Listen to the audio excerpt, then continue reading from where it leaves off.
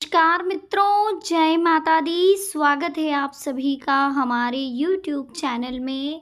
तो देखिए मेष राशि वालों, आपके घर में आज रात 3:30 के बाद यानी कि अगली सुबह जब भी आप वीडियो देखें तब से आप नोट कर लीजिएगा, उस दिन रात 3:30 यानी 3:30 बजे के बाद आपके घर में कोई देवता आने वाले, जो आपके इष्ट है, जो आपके कुल देवता है, वो कहीं ना कहीं आपके घर में आकर के ये देखना चाहते हैं कि आखिर आपने उनके लिए क्या किया है, क्या कर रखा है आपने उनके लिए, आखिर उन्हें मानते हैं, पूजते हैं, वो ये सब आपके घर पर आ जाकर देखने वाले हैं।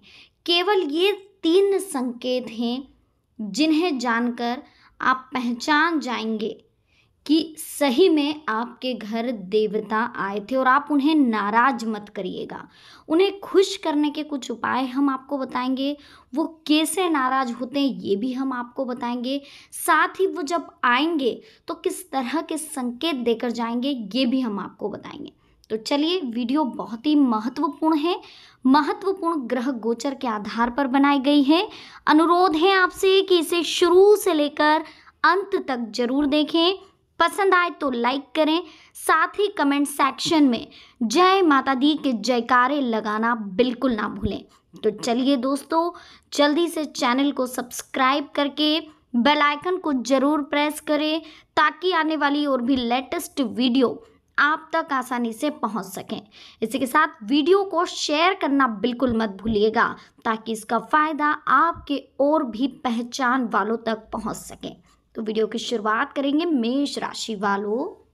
तो चलिए दोस्तों, जल्दी से वीडियो की शुरुआत कर लेते हैं। सबसे पहले हम आपको बता देते हैं कि जो भी आपके घर रात को 3:30 बजे आने वाले हैं, आखिर वो आपसे नाराज़ हैं तो क्यों हैं, और उन्हें खुश करने के लिए आपको क्या उपाय करने चाहिए।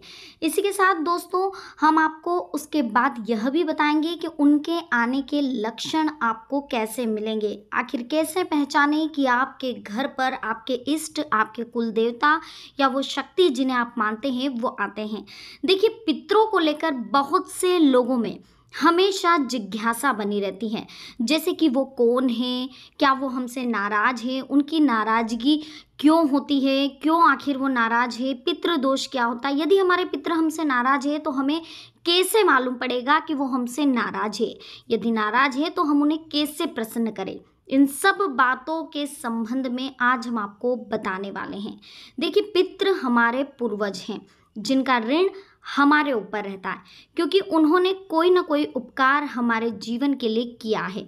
मनुष्य लोक से ऊपर पितृलोक है, पितृलोक के ऊपर सूर्यलोक है, और इससे भी ऊपर है स्वर्गलोक।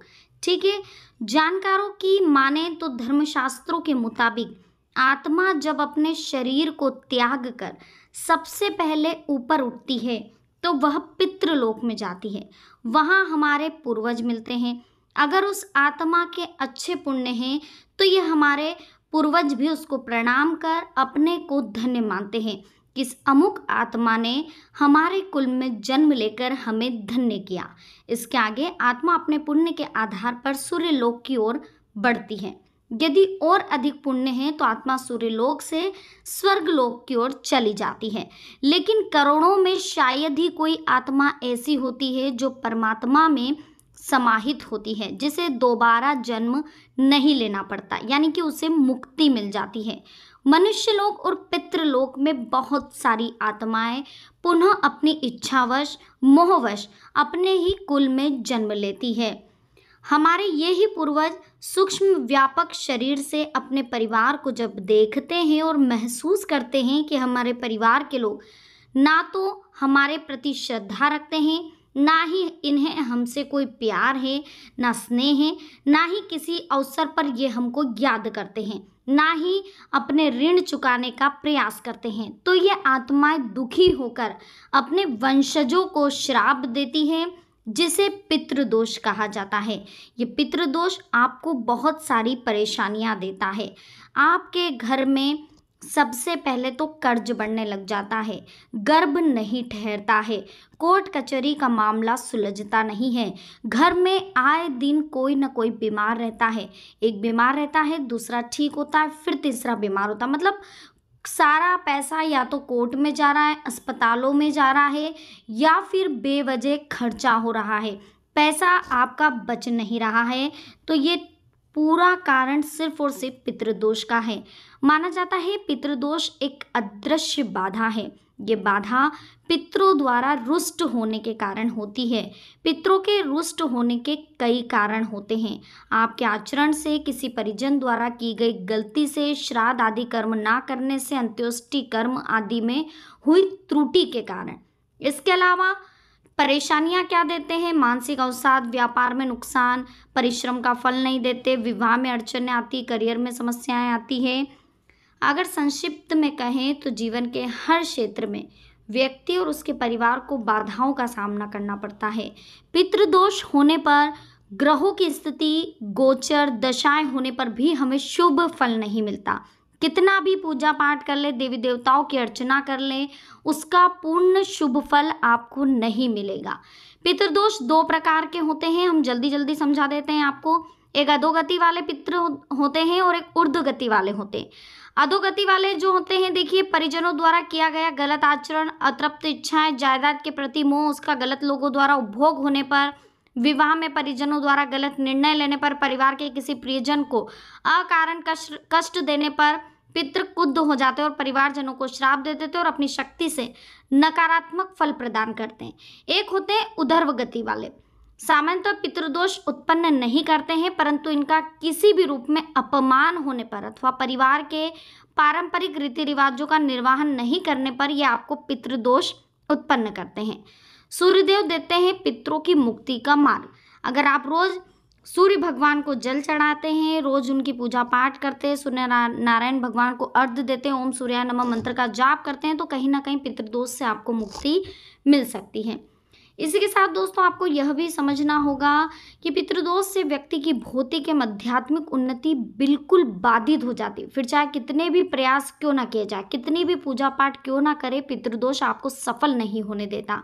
इसके निवारण के लिए सबसे पहले ये जानना जरूरी है कि किस ग्रह के कारण और किस प्रकार का पितृदोष उत्पन्न हो रहा है। जन्म पत्रिका और पितृदोष जन्म पत्रिका में लग्न, पंचम, अष्टम और द्वादश भाव में पितृदोष का विचार किया जाता है। पितृदोष में ग्रहों में मुख्य रूप से सूर्य, चंद्रमा, गुरु, शनि और राहु केतु की स्थितियों से पितृदोष का विचार किया जाता है। अधिकांश लोगों की जन्म पत्रिका में मुख्य रूप से पीड़ित होने से पितृदोष उत्पन्न होता है, तो विभिन्न उपाय आप कर सकते हैं।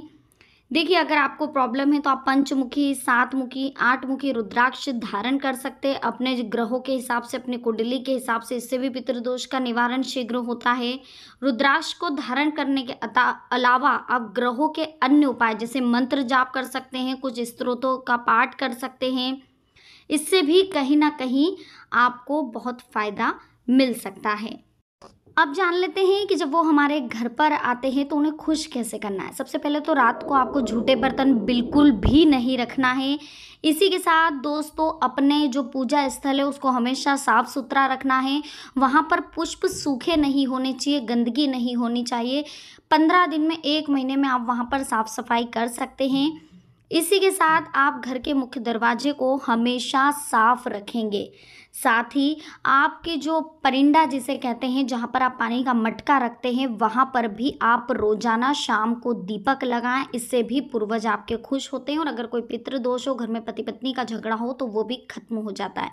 देखिए, जब आपके घर पर कोई रात में प्रवेश कर रहे हैं, देव या कोई इष्ट प्रवेश करते हैं, तो सबसे पहले तो वो रात को 3:30 बजे के बाद आपके सपने में आएंगे, यानी कि सुबह सुबह आपके सपने में आकर के आपको दर्शन देंगे, आपको बताएंगे, आपके स्वप्न में आपको से कहेंगे कि हम आपके साथ हैं। अगर नहीं भी कहेंगे तो वो आपको दर्शन जरूर देंगे। अगर उनके दर्शन आपको हो रहे हैं स्वप्न में, तो समझ लीजिए कि वो आपके घर आ चुके हैं और कहीं ना कहीं उनका आप पर कृपा वो बरसाने वाले हैं और एक अटैचमेंट आपका उनके साथ हो चुका है। इसी के साथ अगर आप सुबह उठे और आपको अपने पूजन स्थल पर खुशबू आने लगे, या तो कमल के फूलों की, धूप बत्ती की, या कहीं ये अपने जो इष्ट वगैरह जो रहते हैं इनकी जो सुगंध रहती है, अपने सेंट जैसी भी रहती है, कहीं ना कहीं इत्र का अगर आपको खुशबू आने लग जाए तो समझ लीजिए कि देवी देवता आपके घर में आ चुके हैं। साथ ही अगर देव स्थान पर,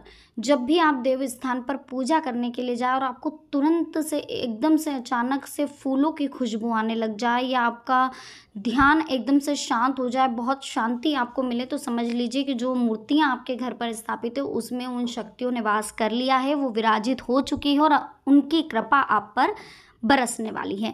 तो ये थे 3 संकेत। दोस्तों वीडियो कैसी लगी, पसंद आई हो लाइक करें, कमेंट सेक्शन में जय माता दी लिखिए, चैनल को सब्सक्राइब करके बेल आइकन को प्रेस करें। मिलते हैं नेक्स्ट वीडियो में, अभी के लिए आप सभी को बहुत बहुत धन्यवाद। जय माता दी, हर हर महादेव।